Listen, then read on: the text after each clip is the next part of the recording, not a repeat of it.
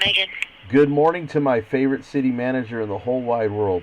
Good morning. How are you? Good. Did you sleep well? Over the weekend, the whole weekend. I did not sleep super well. I figured it was me that kept you up most nights. So, question for you.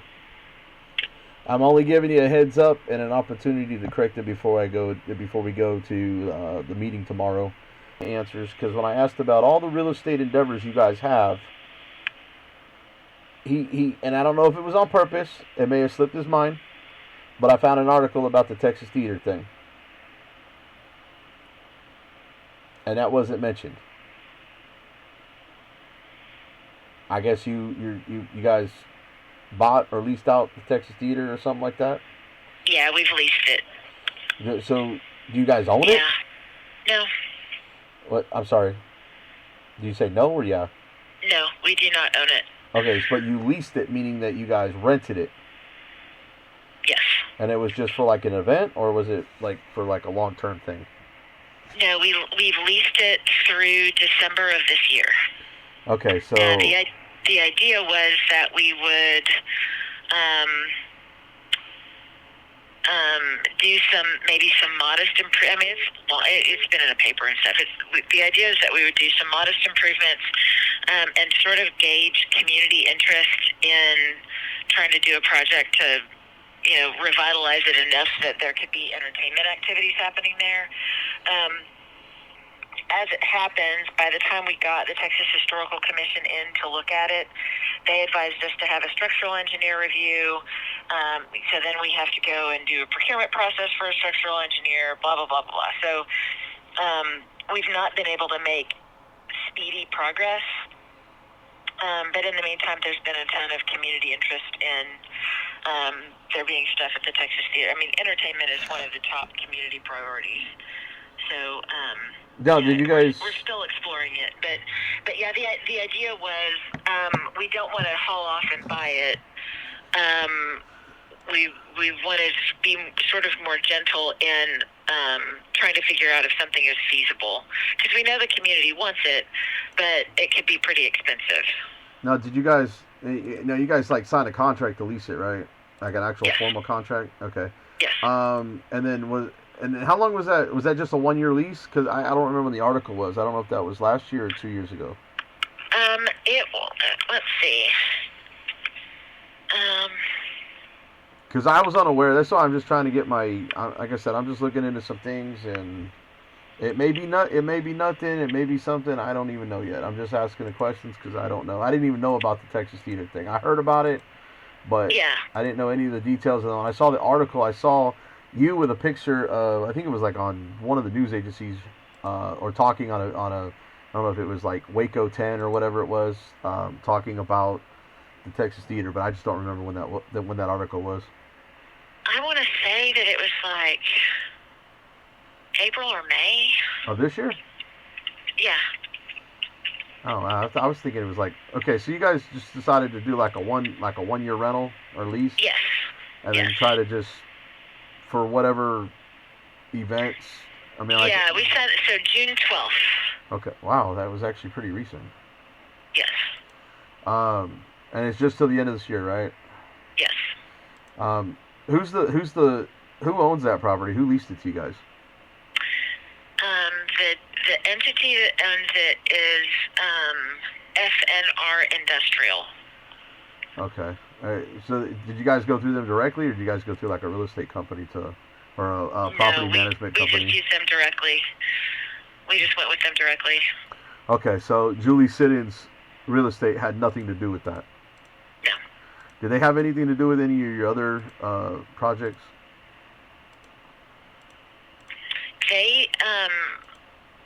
They are trying to help find tenants for the outlet mall spaces.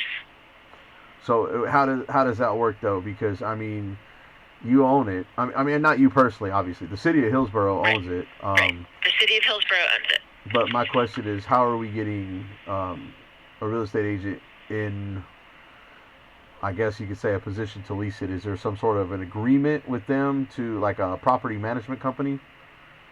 No, our agreement, we have a property management agreement with Cromwell to do property management. Julie Siddons doesn't do anything for the mall except if they have somebody looking for space, they would help put the lease together for that person.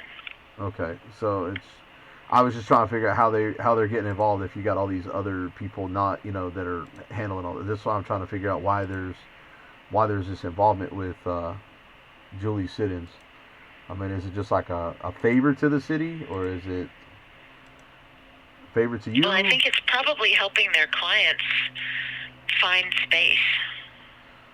Okay, so like she might represent these other organizations that might be. Okay, I got it. Yeah. You said you reached out to the water. I'm just trying to clarify. I'm going back on the city council meeting. Now you clarified. You said something about the $1 million hiking the water tax increase up 20%. Yeah. Hey, you keep saying tax. It's not a tax. Okay, water. Okay, I'm sorry. Yeah, no, it's okay. Water rate. What is it called? Water rates. Water rate. Okay, well, I'm thinking anything that goes up that I don't agree to is a tax. So, rate, call it a rate, whatever you want to call it. Okay, the 20% increase. How about that? I'm going to stick to that terminology. Yeah. Now, you said that was to recoup $1 million, correct? Of revenue that projected. I'm not saying that's going to be an exact number, but correct.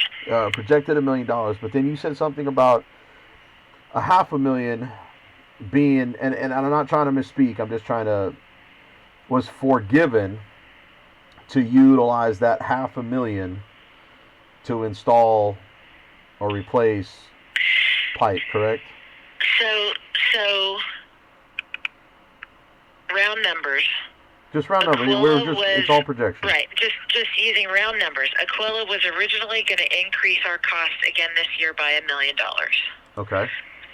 I went to them and I said, look, $1 million, 20% increase is significant. We can't go up any more than that. That's a lot of money.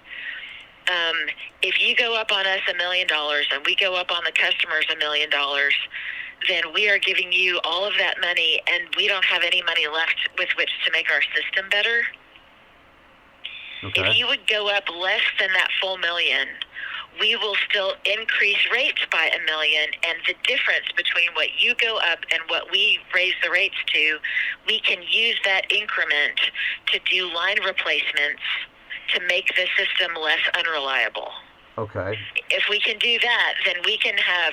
I said, I'm not telling you I will commit to you that we'll do the full increase, because their whole thing is we've got to get to a rate in 2 years from now that enables them to have the full amount from us for their debt service for their project that they're getting ready to do. So they've got to go up $1 million a year for 3 years. Okay.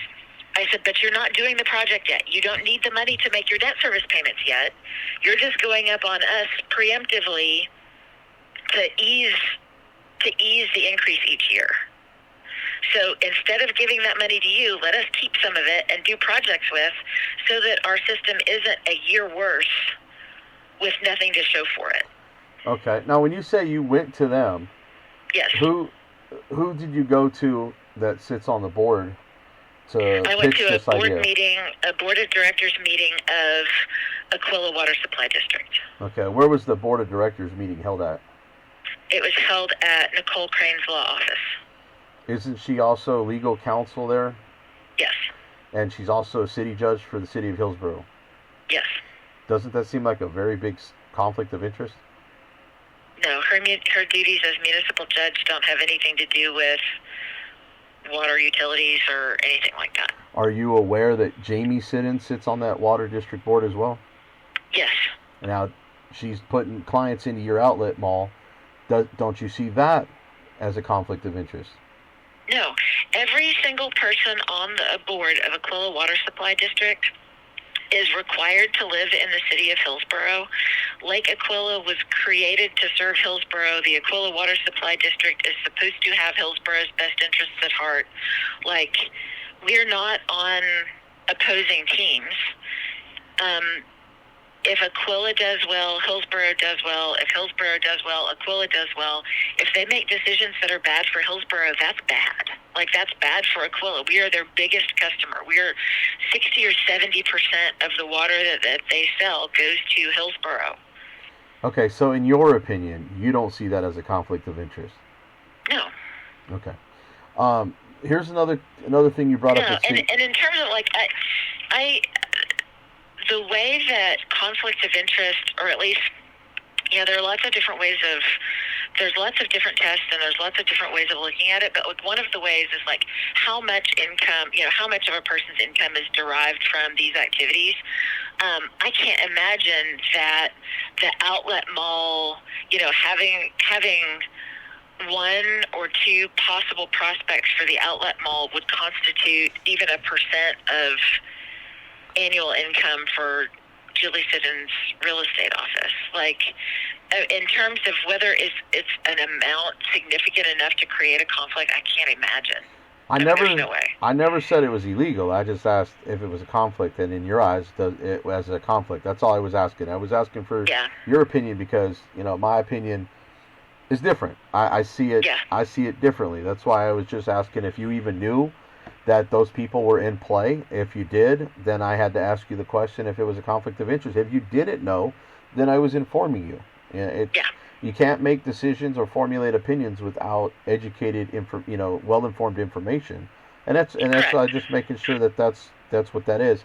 You did mention something else at City Council that I wanted to ask you that night, but you kind of looked like you were starting to freeze up with some other questions going on, and I really didn't want to put you over the edge and put more pressure on you and put you on. I wanted to talk to you one-on-one because I'm not trying to throw you under the bus on a lot of all this stuff, but I do have questions, and people were asking some really good questions on their own, so that's kind of why I said I'm glad people are asking. They need to ask questions. They need to get answers. They don't rely on me because I'm not going to be here forever. You're not going to be the city manager forever, but people need to be able to ask these questions when we move on.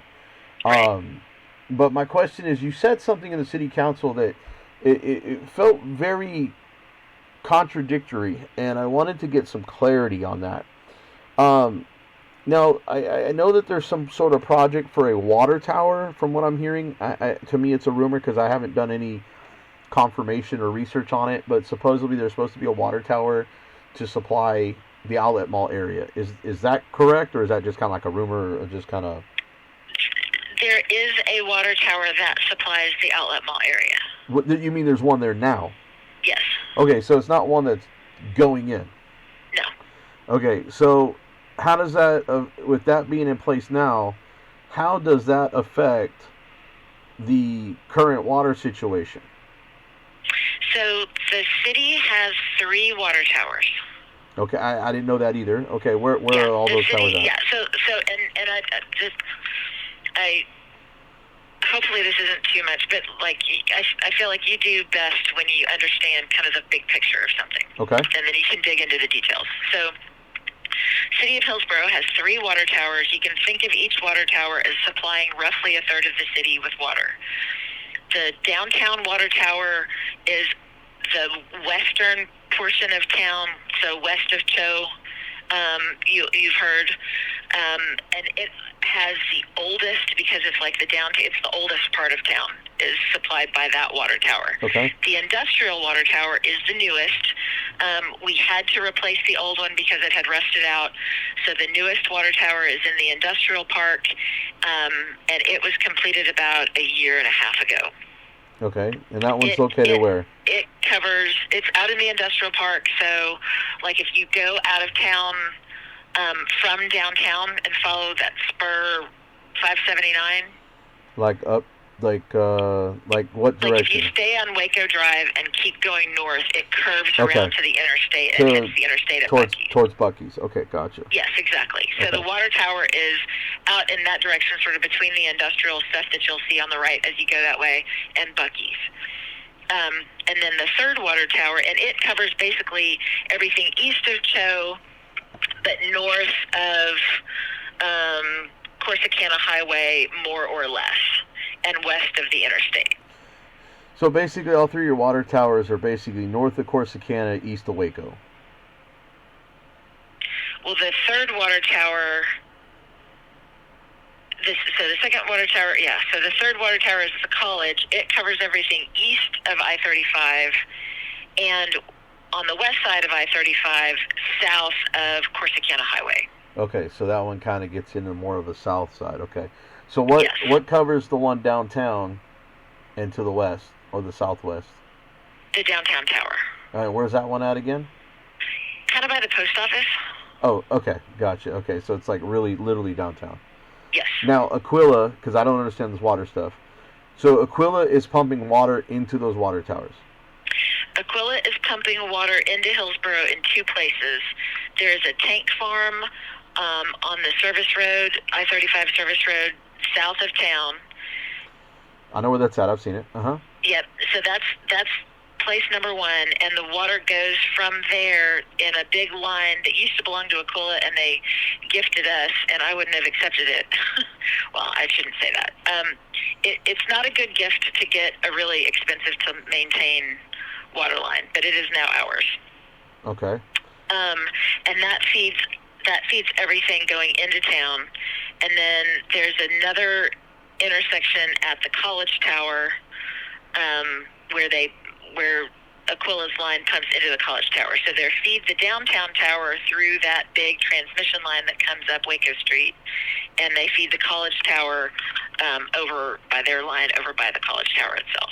Okay. Well, so the reason I'm asking this, I wanted to get a better understanding, and I'm glad you explained it that way, is in that city council meeting, you said that $500,000 that was going to be forgiven or used to replace line by Aquilla.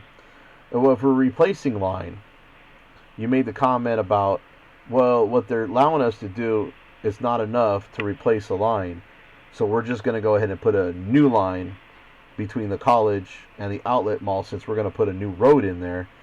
My question is why... Hang on just a second. That's not an accurate statement. So That's... there are 4 projects that we looked at. Most of them are... They 3 of them came in at very similar prices. They were all at like $660,000. One of those is in Smith Street. One of them is in Sycamore Street. One of them is the water and sewer component of the TxDOT work that's going to be happening around the courthouse. The 4th project is replacing the line from the college tower to the outlet mall. And that one was going to be like $150,000 because it doesn't have any, it's not under a street that has to get repaired. There's not a bunch of connections on either side. It's literally running through a field, and the only connections on it are once you get to the mall property. So that was one of the ones that was our top 4. That's the only one that we could easily for sure do. Okay, so let me, I'm sure we can work something out as far as in money to, if we're a little over to get the project started somewhere else. But my question is this. If we replace something in town, if we replaced pipe, let's say you had enough funds to replace the pipe. I'm just going to throw something out there, like Sycamore or whatever. You threw one of those street name projects out there. Right. Who would replace that pipe? We would go out and request proposals and award it to the lowest responsible bidder. Okay, so right now you're just have you already gotten those bids? We did for the college tower to outlet mall project. All the rest of them we've gotten opinions of probable cost, or they're not really as formal as an OPC, but basically engineering estimates from Walker Partners. So that's just like an outside consulting. That's our engineering firm, yes. Okay. So they're basically telling you this is what it's roughly going to cost if you did this project. Yes. And then you go out and you put it out there for bids. Yes. Okay. So even though that they gave you an estimate, and is that something I can obtain through public records? Yes. Okay. And then my other question is even though they did that, how come you still didn't do bids just to see if maybe they came in lower than what they're projecting? Because I'm not sure that picking one of those, so several reasons. Number one, of the 3 that I mentioned, we are likely to have the tail wagged for us by TxDOT. So TxDOT they're going to resurface, and actually I think they may go ahead and do a full reconstruction on Waco Street and Elm Street by the courthouse. Okay. The Elm Street reconstruct is going to go all the way west to Houston Street. The Waco Street reconstruct is going to go from north of Franklin down to Gould, which is basically the east side of the courthouse plus a block north and a block south. Okay. When they do that, it's not going to be an asphalt street. They're going to put, I can't remember, 8 or 12 inches of cement. So we don't really have equipment that can efficiently cut cement if we had to make a repair on a water or sewer line buried under that project. So the clock is ticking for us. If there's stuff that we have under those sections of street that are going to be cemented, we need to figure out how to get under there and make replacements so that we're not screwed when they come in so we're not in a bad situation when the project is finished. So their project, and we've got monthly meetings with TxDOT. I think at this point it's 2027 that they're going to go out for bid, but that basically gives us 18 months to have utility replacements selected, designed, and 6 months of that could be engineering, and then go out for bid and have a contractor do that work. So it is possible that we'll need part of the $500,000 of this year to start that project.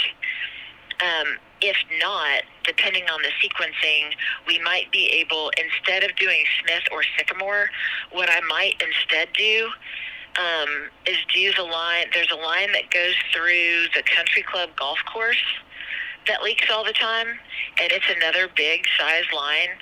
I think it's likely because it's kind of similar in condition to the college tower in that it's not under a street, doesn't have a bunch of residential connections that each would need to be replaced.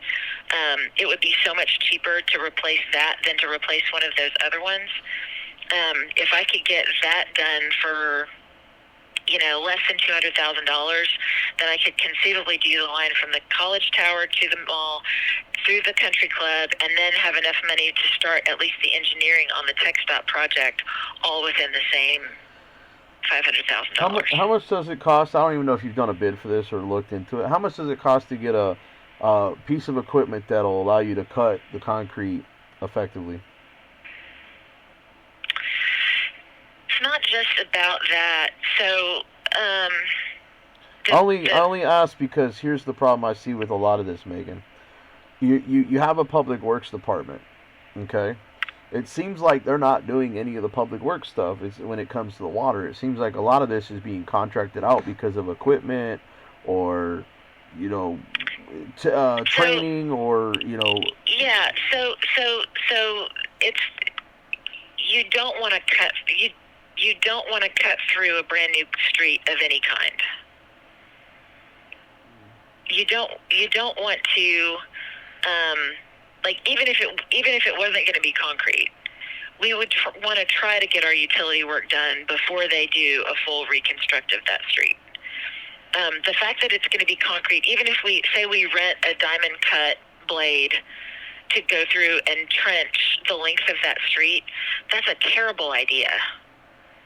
The resulting street, it's not ever going to be as structurally sound as it would have been if we had done the project first and left the street intact. No, and it's time consuming, and it's dusty, and it's, it's just a nightmare even if we had the equipment. I'm just trying to figure out some stuff to you're being devil's advocate. You've got to ask all the questions and poke at all the things, because the more questions we ask and the more alternatives we consider, the more likely we are to make a breakthrough. Well, I'm trying to resolve the water issue, because I think the way that you're going about it, and I don't want to say I think it's wrong. I just think there's certain things that we shouldn't be doing, and then there's things that I think you might be on point with. You know, when you Yeah, got I mean, it comes down to this. There are projects below a certain level of complexity and I'll just say complexity. Below a certain level of complexity, it makes sense for our guys to do. Above a certain level of complexity, it makes sense to contract out. Well, let me give you the image, because I'm the people. I don't make $138,000 a year as a city manager in Hillsboro, and have other incomes coming in. I'm just a single man with I don't want to say a limited income, but I mean I don't make quite near as you do. But think about all the people that are on fixed incomes that make a lot less than both of us. Yeah. Okay. Those are the people that are being penalized by this 20% increase. Okay. This is why Dana Robinson, you know what? Her and I don't probably like each other or see eye to eye with each other, but I'm proud of her voting against it, because I think that was the right avenue for her people. She really truly is representing those people. The area that she's in does not have a lot of people with money. I respect Councilmember Robinson's vote, absolutely. She is looking out for the people. She didn't just go along to get along like everybody else did. So I will give her props for that, because that, I know she's on a fixed income. I know that she doesn't do this for money for city council. It's $5 a meeting. I get it. Right. If it's even that, if it's even a paid position. I think it's $5 a meeting. So okay, so I hit it on the nail. I wasn't even sure if it was paid, to be honest with you. Yeah, I think it's literally $5 a meeting. I'm not 100% sure, but I'm pretty sure that's what it is. I was just throwing out there guessing. I didn't even realize that was it, because that's some cities. That's what I've ran into. The mayor gets $1 a year. I don't know if Scott's on that program as well, but in any case, I know she. I think the mayor is more, but it's nominal. It's still nominal. I don't know exactly. But it's not. I mean, it's not enough to pay for somebody's time. Certainly. No, it's not, and all the headaches. Or like gas money. It's not, and it's not for all the headaches. That's why I'm looking at this, going the way to make the headaches go away. Because this is my perception. If I was on a fixed income, or I was living in the neighborhood that Dana Robinson represents, okay, again, you said I'm playing devil's advocate. I'm going to do that right now. If I was one of them folks, okay, probably of a minority, okay, I'm guessing, I'm speculating, and I was in that area on a fixed income, probably older, Social Security, retirement, whatever, and you told me that you weren't going to take any of those projects or any of that money, and you weren't going to replace any of the pipe in my area, but you're going to go ahead and feed it to the outlet mall and the college, which, the outlet mall the last 4 years has been your project. That seems a little biased. And then now you're going to hold on. I didn't say that. Let me finish, Megan. And then you're putting another pipe into the country club area where they have all those nice homes at. As somebody of color in a very low income area, what does that look like to those people? Well, I think the question is, do we do something to get public credit, or we do something that is going to solve a greater part of the problem? And the pipes in the southern portion of the city, like in Councilmember Robinson's district, are predominantly 2- and 4-inch pipes, where a break isn't going to cost an awful lot of lost water. Every single citizen of Hillsboro shares the cost of leaked water. The bigger a leak I can prevent, the more I am saving every citizen of Hillsboro money. And the economically most vulnerable people are the ones who are going to benefit the most if I can save the most water. Okay, and I see your way of logic and thinking on that, but what if I gave you another way of logic and thinking that is completely opposite of what you just said? It contradicts what you said. If you can show me that it costs the ratepayer less money, I want to hear it. How much are those pipes that you're talking about, and those ones you plan on fixing, how much of water is it actually leaking? That's the question. It's not how much water is it leaking, it's how much water is it likely to leak, and nobody has a crystal ball. One of the conferences that I was at last week is a Smart Utility Congress where they're using AI to predict which parts of the system are likely to leak the most, and it involves sensors, and there's all kinds of sophisticated ways to try to get at that. The list that I have from the water department was, give me a list of the things that leak the most. And the number one thing was the line from the college to the mall. The next ones were Smith, Sycamore, and the ones around the courthouse. Okay. So look, I get, this is where so my... The country club one wasn't on the list that they gave me, but if I go back and look, we've had, I mean, 4 or 5 leaks on that line just in the last couple of years, and one, I can send you a video where water is just pouring out. It looks like a... I would love to see the video. If you got a way to send me the video, I still haven't gotten my Dickman videos from you guys. Do you still want them? Well, I mean, I like to have the originals. I mean, I got a copy from the Dickmans, but here's the problem I have with me not getting my videos from you guys. You didn't fulfill my records request. You didn't do any records request. I just called you back and said, hey, we're going to release the videos. My records request for that video, I've got it out. I've got it 3 times. The last one was sent to the OAG, and now that you've agreed to give it to me, I still haven't had my request filled. That request is still open. Oh, okay. Well, Christy told, let's see, I think it was Thursday. Or what you can do, is just close out my request. But that request technically is still open. Hang on. I don't think we had the link ready until Thursday of last week. Let me see. And I told Christy I didn't think we needed it anymore, but it is now done, so hang on. And she said, it was Thursday, she said, I should have the links for the Dickman videos for you today. So do you still want them? Yes, I just want to do that so we can close out, we have a paper trail, and we can close out my request. I'm just trying to do everything proper, Megan. Sounds great. You know, I know it's taken longer than expected, and that's fine. As long as we can, like I said, I'm not trying to be a headache, but, I mean, if I got to train the city how to do their job, then I'll get them trained, by damn it. I will get them trained. We will go by the numbers. There are laws and rules in place just for this very thing. This is why you went to TML to go learn how to do it better and to make sure you're doing it right. And I don't knock you guys for going and doing that training. What I do have a problem with was sending 2 of you for the same training. You know, I just want it corrected. The people, I think, want it corrected. I mean, you're already hitting them with a 20% increase. You hit them with a 15% increase last year. What's the increase next year, Megan? What is the proposed increase next year? I have no idea what we're going to see from Aquilla. I would be surprised if it was different than the $1 million that we were expected to get this year. Okay, but you see what I'm saying? You're going up and penalizing people with the water. Now you're over here penalizing them with the code enforcement, and it feels excessively from all the posts I'm seeing on Facebook and the people that are reaching out.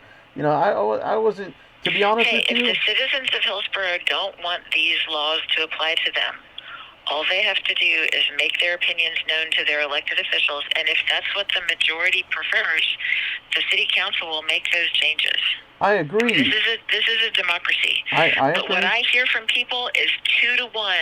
We want to see things cleaned up to the rules are too heavy. Okay, but you're gonna have your Karens, the ones that cry about every little thing, like that guy Jeff, that's in there crying about me being there. Okay. People like him are what's wrong with society. You cry too much. But if there's twice as many of them, that's how democracy works. No, because you got the people that don't really care a whole lot because they're not saying anything. They don't. If it's something they turn. If you don't like, look, Megan. If I don't like something you say, I'm gonna turn the other way. I'm not gonna sit here and bitch, moan, and gripe about it because guess what? It's your opinion, and I'm gonna move on with my day. We don't wait for people to bitch, moan, and gripe about it. We do community engagement. We ask people what they care about. We do surveys. We've had public meetings. We go out and as aggressively as possible try to encourage people to tell us what they think. So we're not waiting for Karen to call us. We are asking people what they care about, and time after time after time, clean up the city is one of their top priorities. What if the people are scared to talk to you guys? You know what? Have you thought about doing a and I know it may cost the city money. Have you guys thought about doing like a little postcard? And this is just something I'm coming off the top of my head. A postcard to every home in Hillsboro, like a little survey on the postcard, to where they can just drop it back in their mailbox anonymously, with just from their household. All of the surveys are anonymous, and we have a water bill newsletter that goes in the water bill, where we have said, "Hey, go to this link and fill out this anonymous survey." Yeah, but you're having to go to a link. Does everybody have internet access? I would say the vast majority of people in Hillsboro have internet access, and for those who don't have internet access, they can go to the library. Yeah, what if they're disabled and can't get to the library? Which leads me to my next thing. How come the I think that's a statistically small enough percentage of the community that we would find the survey results to still be predictive of the majority of people's feelings. And what about the historic city hall not being ADA compliant? What are you going to do about that? I don't know. There are some... One, there's no handicap parking at that building anywhere. Two, there's no wheelchair accessible area to get in the door. Somebody I know that's a paraplegic could not get in that door. Huh. Well, we have people in wheelchairs who attend meetings there. Smaller wheelchairs, yes. What about the oversized wheelchairs and motorized wheelchairs that can't fit through those doors? I've actually measured that. I know someone personally to me that's close, that I went and measured the wheelchair and measured the door of historic. He would not be able to fit and get in there. Whether it be, the only other way I could see it would have to be to open those big giant doors, if they even open, to let somebody in. And that's what do you even have an ADA compliancy officer with the city? Anybody that handles the ADA compliance? I think you have to be certified to do ADA compliance. We do it on a project-by-project basis, where we bring in a company to approve the ADA compliance of projects as we complete them. The renovation of Historic City Hall, resulting in the current design, was done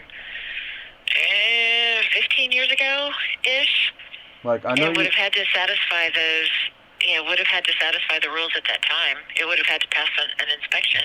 And then your administration building, I know it has the ramp up there, but I don't know if those two doors that you have to go through are ADA compliant. I haven't really looked into that. I was just looking at, when I was at the last city council meeting, I looked into the stuff I noticed at the city hall while I was there. So, and I was at the city administration building, and I was thinking about other things, and I didn't bother to look at those doors. But I do notice that you have two doors that are close by. You don't have any kind of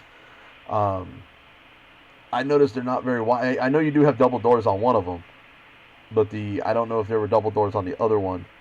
But I didn't notice any kind of wheelchair accessible button, or and I didn't notice any kind of front parking. I know the parking's on the side. So like I said, I'm just, again, looking at everything for the citizens. It's about the citizens. There's a lot of retired and disabled and veterans that live in Hillsboro. Yes. And I'm starting to realize that. I didn't realize there was that big of a group until I started getting some.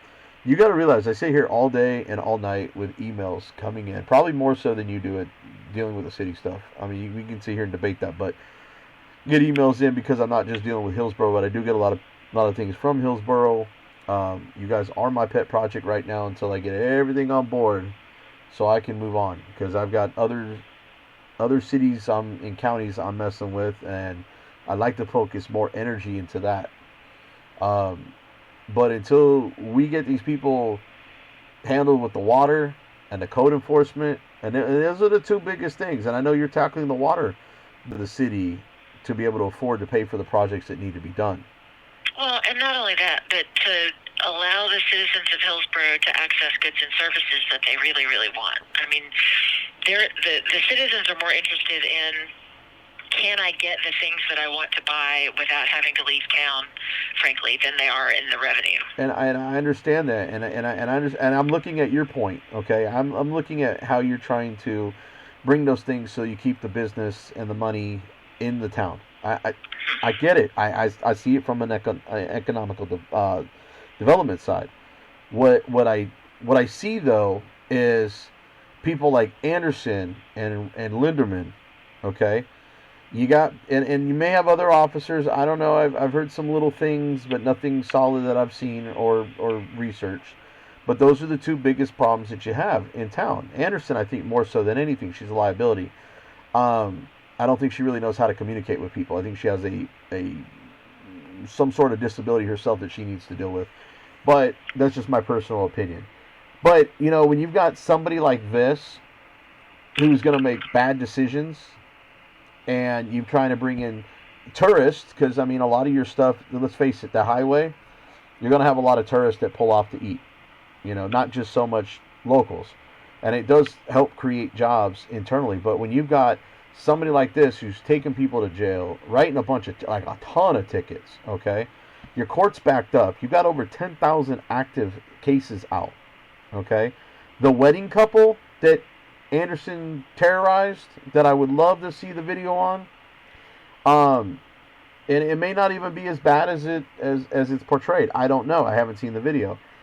Just going based on what I heard on Facebook and based on I talked to the individual. So it may not be as bad as it seems. But when you got an officer that's known for being a liability, and you've got people coming through your town, how long do you think before the word gets out that Hillsboro's got a bad road cop that does all these things, and people are too scared to stop? They're just going to keep driving through. You're going to chase business off. You got that, the code enforcement, you're basically penalizing people, and you're raising water rates. So it seems like people are paying out. Now let me ask you this question. What if the Dickmans, and in all fairness, I'm just asking this question because I don't know, I haven't even talked to them about this. But from what I did see, there were a bunch of rights violations coming from Anderson. Garner, she was in training, she probably wouldn't be liable because she looked like she was on the job, like, with what I'm seeing, maybe days. From what I'm seeing, Anderson was telling her what to do left and right. It seemed like someone who just got out of the academy yesterday. What happens if they decide to file a federal lawsuit for rights violations against the city for $1 million? Y'all can't even afford to pay the water rate hike, and if that's going to cost the city money, what about the other open lawsuit against Penny that I found from 21 or 22 about a prisoner rights? I don't even know if that case is closed yet. What about all this hard work you're doing, all these things that people are being penalized? The minute the lawsuits start, these citizens are the ones that got to front that dollar for that mess up. How many rights violations, how many federal lawsuits is it going to take to undermine everything that you've done or you've been trying to do for the last 4 years, and you're struggling still because it's obviously a money issue? If we had a ton of money, all these problems would be fixed. I understand that, okay? But what would happen if the city got hammered with federal rights lawsuits because of the stuff that we're not fixing, or fines like for code, impersonating a code enforcement officer? I'm not saying that there was any intent there by the guys, but I'm just saying, what if that's something that they hit you for a fine, or like your fire inspection that you guys failed for the last 3 or 4 years, and the state decides they want to start hitting you with fines? You guys personally, in your official capacities, aren't being effective. It's the citizens that are being affected by all this, because it's their money that's going to something else instead of the important stuff like the water, the streets, and the sewer, and other functions, and maybe even pay raises. You hit them a couple meetings ago for a benefits increase of the officers effective at the first of the year that passed. Again, you're dumping more money into the PD. I'm trying to get an understanding. There's not a benefits increase that's gone to PD that hasn't gone to the rest of the city staff. Okay. Hillsboro is the only city that I'm aware of, and I'm sure that there are some, but the standard for cities is 7% retirement. Hillsboro is at 5%. And it's been very, very difficult for us to attract and retain employees when all the cities around us are at 7%. So we're going to 6%. Okay, but, like I said, I understand you're trying to bring things up to standard, but, people have got to save now so they have money a year or two to be able to put in other stuff to where you can increase stuff. You know, it's like this, Megan. You want a quick $5 million to go back in the city, get rid of the police department, and contract it out to the county. I would probably say, okay, maybe you need a small department because it may take too long for the sheriffs to respond. The sheriff's department's right there. The courthouse is right there. That's the only reason I suggest this, okay? And you get rid of that budget that he's got, okay? Those officers can go get hired on with the sheriff's department. I do know that they are hurting for bodies, okay? Yes. You can, first off, if the sheriff's department screws up and violates somebody's rights, the city of Hillsboro doesn't get sued. Hill County Sheriff's Office in Hill County gets sued. So the liability is all on them. Your risk management is almost zero, okay? And then you're contracting out. So is there a little bit of a fee for calls to be answered? And yeah, there's a little bit. It just, it's not all expensive. But here's also another thing too. Your city municipal court can rely on city ordinances or stuff that's being sent to your municipal court, reducing your 10,000 open cases that you have pending. And I don't know if you've battled that with the city or if somebody in finance is dealing with that right now or the court's dealing with that. But that money's got to be remitted. Those cases have to be closed out in a timely fashion according to the state laws. And it does not look like that's happening within your court. So Henderson right now, who's I think is a wild card in a liability, probably your biggest one you have in that city, is flooding your court who can't keep up with their tickets. Okay? And every time you dismiss a ticket and every time you drop one, it's a potential federal lawsuit. It's a potential one. And when people start wising up and realize they can sue the city every time Anderson unlawfully writes a ticket or arrests somebody, that's going to be another check you got to write. Now, I'm not about lawsuits because I really never mention them. I never mention them, Megan. If I ever said I was going to, other than that demand letter from Amy Howell, that it came from her, I helped her write it, I helped deliver it, and that's what I did. That's all I did. Okay? Yes. That's all I did. I'm not her lawyer. I don't have a law degree. I'm an activist. And, does she have a right to sue?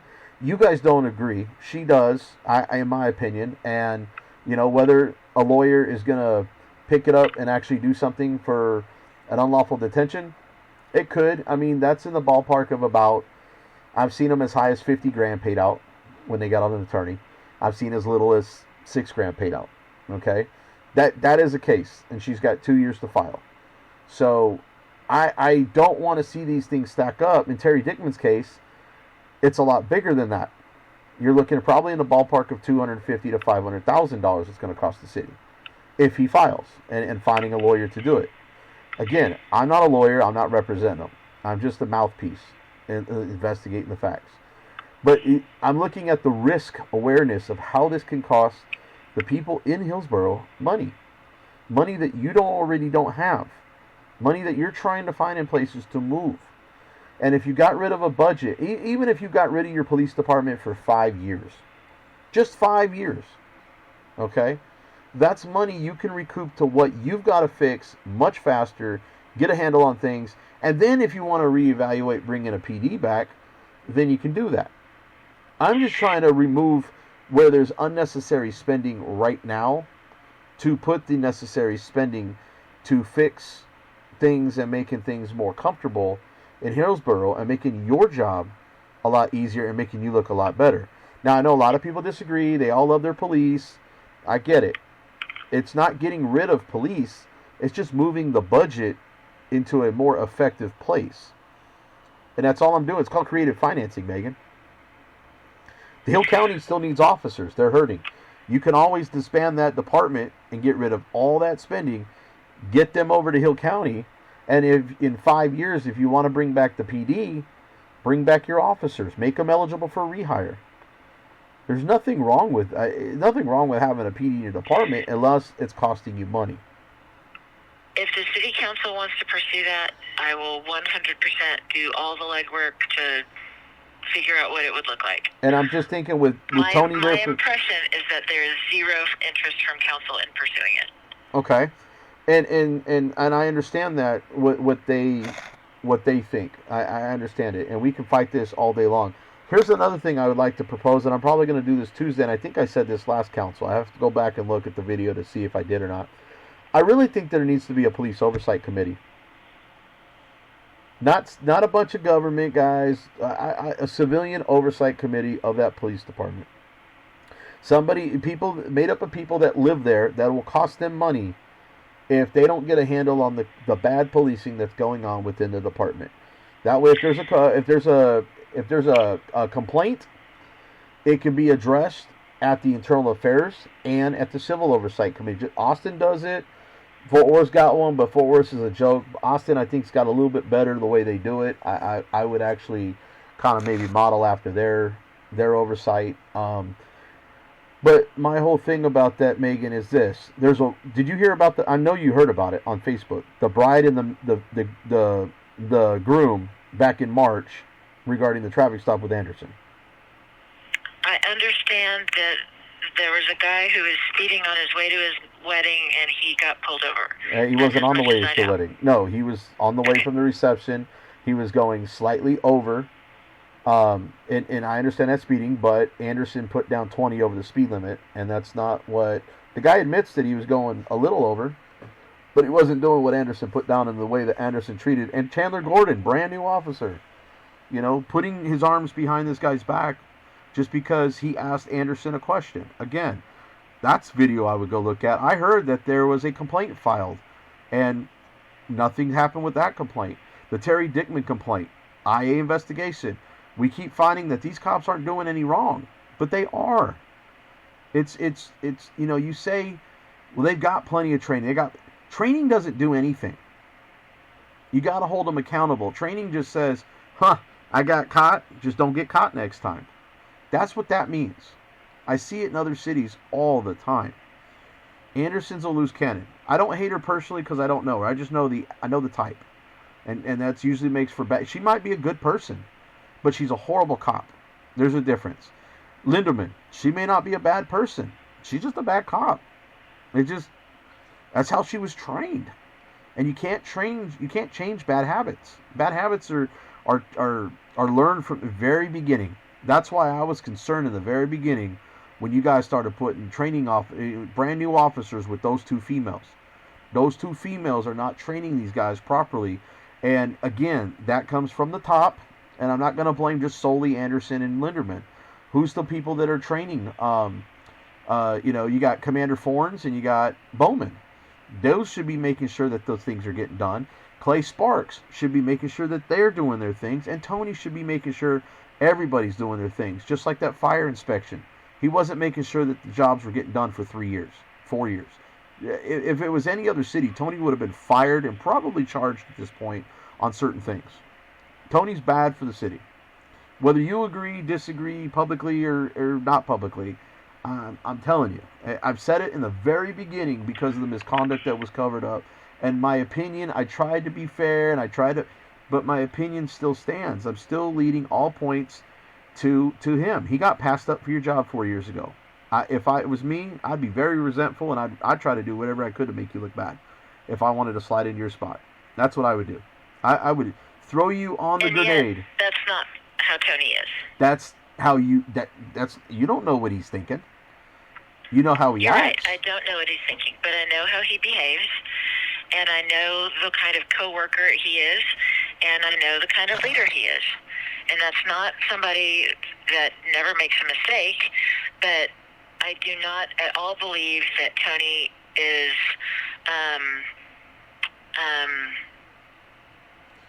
out for my job. If I left tomorrow, if I won the lottery and moved to Hawaii tomorrow, would he apply for my job? I would hope so. But is he sabotaging me or not working with me in good faith? I don't believe that at all. Well, and I'm glad you think that way. I have ample opportunity to work with the guy and see what working with him is like. And I'm glad you think that way because you give people the benefit of the doubt. I really do admire that about you. I don't think you talk bad about me behind my back, and I hope that you don't. I really hope that you think that I'm trying to do wonders for the city, just like you are. I think I've got the same goal. I absolutely 100% believe that you are trying to do helpful things and stand up for people for that. No, and that's fine. I mean, look, I used to be one of them people. I used to look in the positive in everybody. I gave the benefit of the doubt. You know how many times I've gotten screwed over because of that?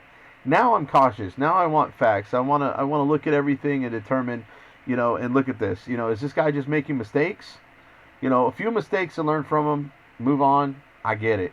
But when your mistakes have lasted for the last 4 years plus that I can see already, that fire inspection, that wasn't just the captain that left here, and you guys probably made him forced resign. I don't think he just resigned on his own. It's quit or you're going to get fired. And bottom line, at the end of the day, yeah, should he have been getting some things done? Yes, but at the end of the day, because there's peace officers on that list, that falls under Tony. Tony is fully accountable. If a captain's ship starts to burn, the captain goes down with the ship. It's always happened that way. I told you this a while back. When this city goes down, it's going to be you because you're the city manager managing the city. With his department, something happens, he needs to be held accountable because he should have been ensuring that everybody was doing their job. Now, if somebody makes a mistake, that's fine. We can learn from it. We can put it in their disciplinary record that they've gotten more training, that they've been counseled about it, and we move on. And as a department leader, we make sure we put policies in place so it doesn't happen again. We put checks and balances. But what I've noticed with Tony, I can't tell you the last time he's written a policy for the PD. When was the last time he updated stuff? When was the last time he enforced any? How come nobody has any blemishes in their disciplinary records other than Perkins, who's now gone, and Lindemann, who really screwed up and should have been fired and charged? But outside of that, how come no one has a policy violation? I have caught so many policy violations. Why hasn't somebody been written up for something? That is called covering up and allowing police misconduct. That's abusing the badge. That's abusing their positions. There's a difference between failing to document and covering up. When you fail to document all the time and there's no blemishes, that's a cover-up. I can't seem to find Tony's disciplinary record. I know for a fact years and years ago, he's been written up. I know that for a fact. But yet nobody can produce his disciplinary record. And you're telling me that other than Lindemann and Perkins, nobody has violated one policy and been written up, even at a counseling report, which is like, it's not even a verbal reprimand. It's something so minute. It's just like a slap on the wrist. Hey, we talked about it. Just, do better next time. How come they don't even have that in their jackets? That's what I'm trying to get at, Megan. We've put in, I know of 3 internal affairs complaints that have gone nowhere. And this all started because people refused to take a complaint. So you tell me, it's not just one mistake, Megan. It's been a series of people making mistakes, and that's not just failing. That's called a cover-up. Now, you can sit there and argue, because I know that's your position. You disagree with me on that. But until you have an oversight committee that can have separate findings than what your police department... an oversight committee can come to you or the council and say, this is what our findings are. Your internal affairs investigation goes to the chief, and he'll find no wrongdoing, which I think is the worst thing possible. He should have it conducted, and he should bring both reports to you and both findings so you can sit there and go, well, they match. Okay, then there must not be anything. Everybody's looked at all the policies. We've reviewed the video. Guess what? There's no policy violations here. But if you got one that says, oh, they found nothing wrong, and then you got this other one that says, oh, we found a bunch of stuff wrong, well, then we kind of have a problem there. Now we have 2 conflicting things. And the PD is always going to try to cover their thin blue line, and I like to call it gang members, because that's what it feels like most of the time.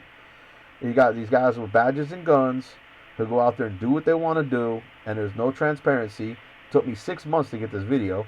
And there's no accountability when they screw up. And Anderson, as you said yourself in your own words, it didn't look good. Yeah, it didn't look good because she violated rights and policies. But where's the discipline? Where is she being held accountable? There isn't any. And Megan, that's all I'm trying to get in this town. Somebody does wrong. Look, if somebody broke the law, like you guys put out that PR piece about how the FBI handed this sexual predator that owns the business but lives in Whitney. There's no name, there's no image, there's no business, there's no fact. We don't even know if there's any truth about that it actually occurred. There's been no arrest made. Guess what? That's not being transparent. But people are so quick to hold this guy accountable, but you don't even know who he is. But if somebody committed a crime in Hillsboro, you guys would post their image, or Hill County would when they booked them in, plaster their face everywhere, told everybody what they charged them with, and paint this person as guilty before they've had their day in court. And now we're being transparent. This guy's been arrested for this, but we're going to hold him accountable. Yeah, hold him accountable when he has his day in court. But we don't even have an investigation. We don't, and we're not being transparent about video. We're not being accountable about the officers that screwed up. All we keep getting from you to the Dickmans is, didn't look good. Yeah, we got more training on it. No. Write the person up, put it in their jacket, let them know how serious it is, and don't do it again.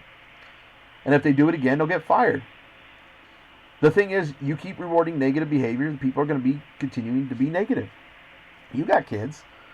Negative reinforcement, positive reinforcement. I'm sure you discipline your kids when they do something bad. You don't reward them. You don't put them in a little timeout and say, little Johnny, don't do it again. We're going to get you some more help, but don't do it again. No. I'm not going to get you to admit to me that whether you spank your kids or whatnot. I mean, I'm an old-fashioned kind of guy. I think the kids need some old-fashioned discipline. But, as far as in disciplining, you don't just have a talk and let it go. You document. You document the whether it be a small write-up, document it. So that way if it happens again, it's a bigger reprimand. Happens again, it's a suspension. If it happens again, it's termination. If it's egregious, you refer it over to the Texas Rangers, or you refer it to the Sheriff's Department for an outside investigation of the DA's office. Let the DA office handle it and charge them.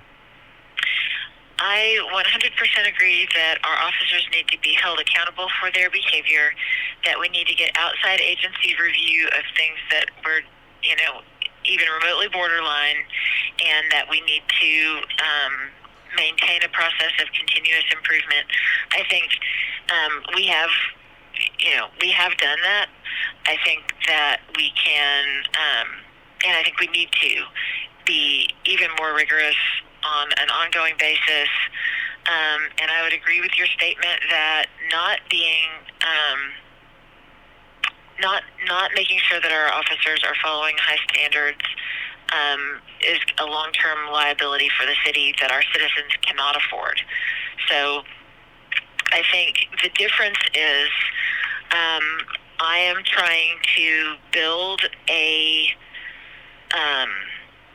city government broadly among all departments where improvement is constant and standards are high. But I'm trying to get there in a way that that rewards people who are trying, and that doesn't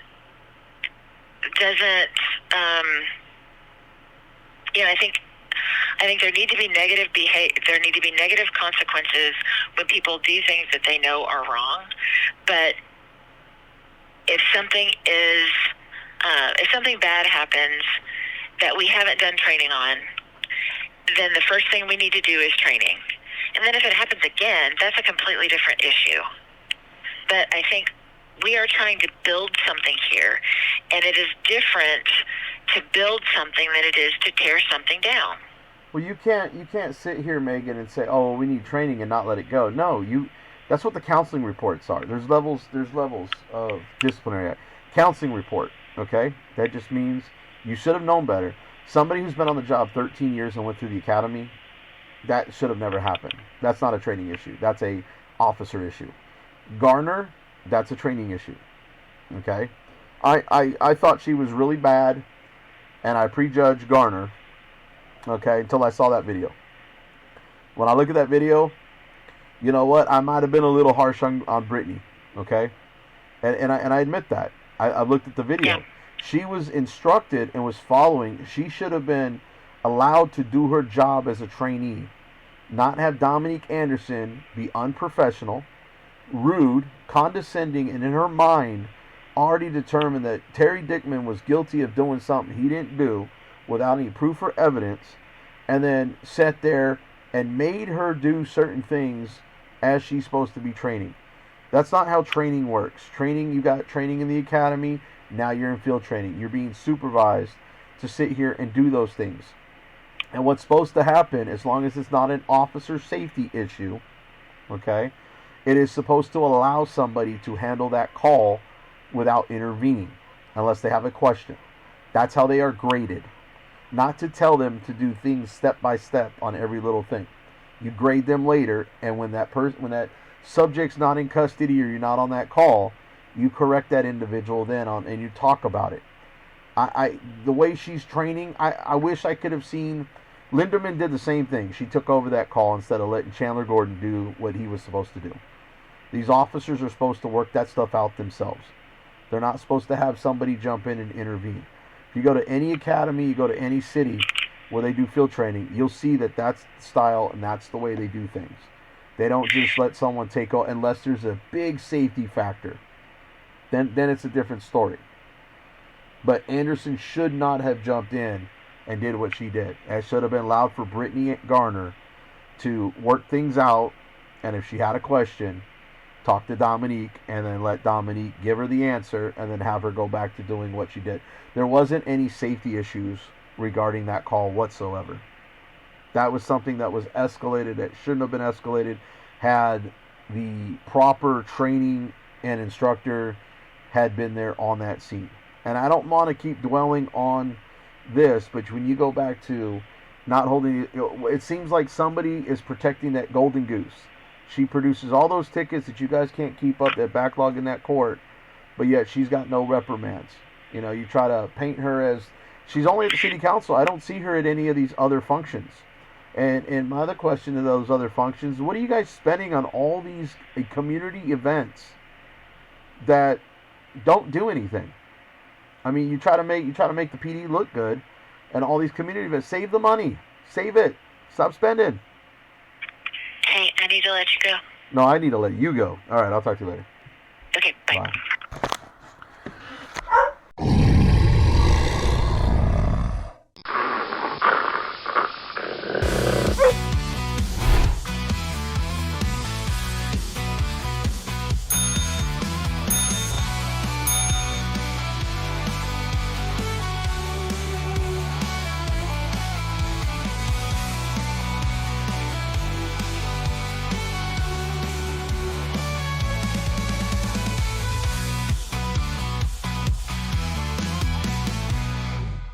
BZWATCHDOG.